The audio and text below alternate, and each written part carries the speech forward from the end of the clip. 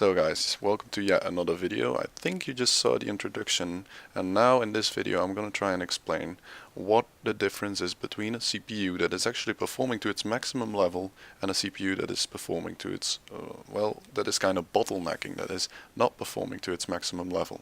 And you'll very clearly see the difference between these two CPUs. So let's watch the video. I hope you enjoy it.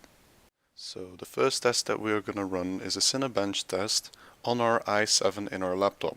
And laptops tend to have worse airflow than desktops, which is obvious. There's less space, so the cooling will be worse than in a desktop.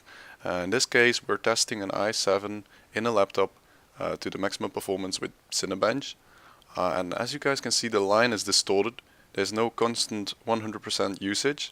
And the processor's clock speed is actually constantly changing. You do not have this constant 2.4 GHz, you actually have 1.39 to 0.9. This means that there's something wrong with the CPU. It doesn't mean it's broken, not at all even.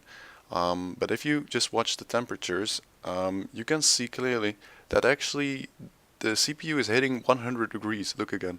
See? 100 degrees max. So that actually means it's kind of a lot, not extremely a lot, but it's enough to make the CPU bottleneck. It's enough to make the CPU thermal throttle, and thermal throttle is something the CPU will save itself from breaking itself, and it will underclock itself, whereby the performance lowers. And you can see it clearly in Task Manager that it's not constantly 100% because of this thermal throttling. And this is clearly an issue. So what you want to do now is you want to make sure your CPU cools better, and there's multiple ways to do that. So now I'm going to show you the other end of the spectrum. So now on this computer, which is my gaming PC, I'm going to show you guys what is the other end of the spectrum. In this case I have my i7-6700K, which is very well cooled. It is in an optimal state of cooling. It will not bottleneck, and I'm sure of that. So this is really the other thing, the opposite of what we just saw. I'm going to show you with Cinebench again, and let's see how it performs. Now let's check the processor's its temperature. We're going to run the CPU benchmark right here. Look at the processor being used. See what I'm talking about? Graphics card is having no issue whatsoever. So this is a very likely, if you're playing a high-end game and you're playing on your laptop or whatever, and it's going really hard. I don't know whether you can hear it, but my fans are going up. It's going, yeah, it's a lot of noise that's going off right now. You can see, if you're seeing this whilst playing games, you know it's your CPU that is bottlenecking, because look at my graphics card, it's only being used 15%. This is not the performance you want.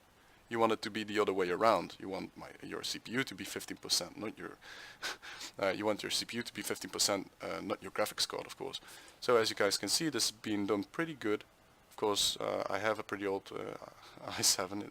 I mean, pretty old, not pretty old, but not the best, considering the Ryzen is so much better at this. It's incredible.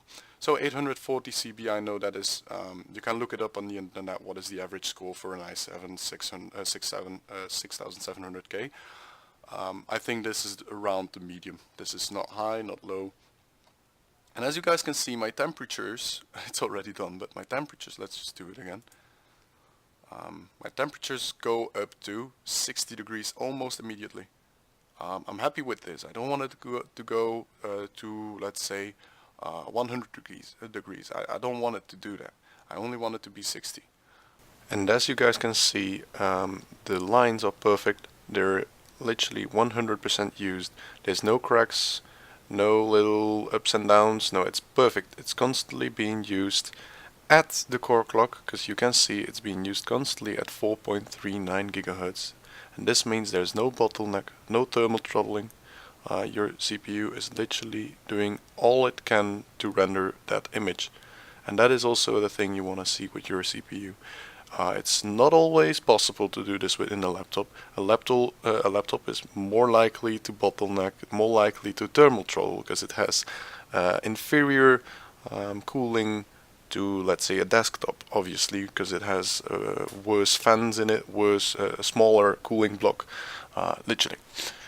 So the performance might go down a little, because obviously it's a laptop, but you want to be as near as possible to this. You want to get that score of your Cinebench, that CB, you want to have that as high as possible to your extent, to your possibilities, because you want that 100% used.